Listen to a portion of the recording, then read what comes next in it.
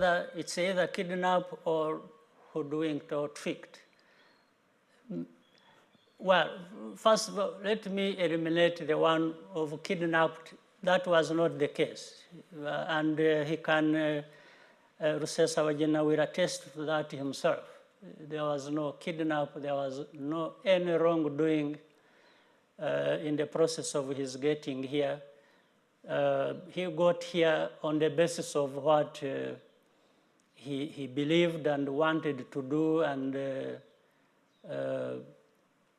he found it's like dialing. You are calling a number, you want to get in touch with somebody, and you find you have called the wrong number.